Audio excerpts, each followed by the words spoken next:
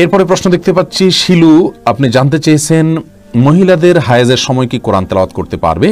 বোন শিলু, এটা নিয়ে ওলামা একরামের মধ্যে মত পার্থক্য রয়েছে। অনেক ওলামাগণ বলেছেন কোরআন তেলাওয়াত মাসিক অবস্থায় মা বোনরা করতে পারবেন, কারণ কোরআনে কারিমের এই রাসূল করিম সাল্লাল্লাহু আলাইহি ওয়াসাল্লামের হাদিসের কোথাও স্পষ্ট করে নিষেধাজ্ঞা বর্ণিত হয়নি। মহিলা সাহাবীরা অনেকেই ছিলেন, কিন্তু কোনো জায়গায় নবী সাল্লাল্লাহু আলাইহি ওয়াসাল্লাম নিষেধ করেছেন স্পষ্টভাবে এটা জানা যায়নি। হায়েজ অবস্থায়, মাসিক অবস্থায় তাওয়াফ করতে পারবেন না এবং কোরআন স্পর্শ করতে পারবেন না, সালাত পড়তে পারবেন না, সিয়াম পড়তে পারবেন না। এর বাইরে স্বামী স্ত্রীর সহবাস করতে পারবেন না, আর সব কিছু করতে পারবেন, কারণ নিষেধ নাই।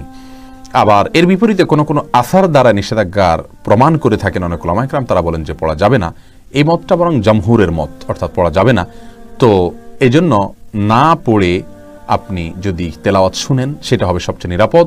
আর যদি আপনি হাফেজা হন, হিফজের ছাত্রী হন, অথবা কোরআন মুখস্থ আছে আপনার, সে অংশ ভুলে যাবেন মনে হয়, যদি আপনি নিয়মিত এভাবে আপনার পিরিয়ডের সময়টা বাদ দেন, তাহলে সেক্ষেত্রে আপনার জন্য বিশেষ ওজরের কারণে জায়েজ হতে পারে ইনশাআল্লাহ বিদিনা। কিন্তু নিরাপদ হলো না তেলাওয়াত করে এই টাইমটাতে শোনা।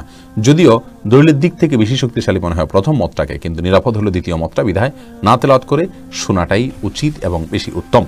আল্লাহু আ'লাম বিসওয়াব।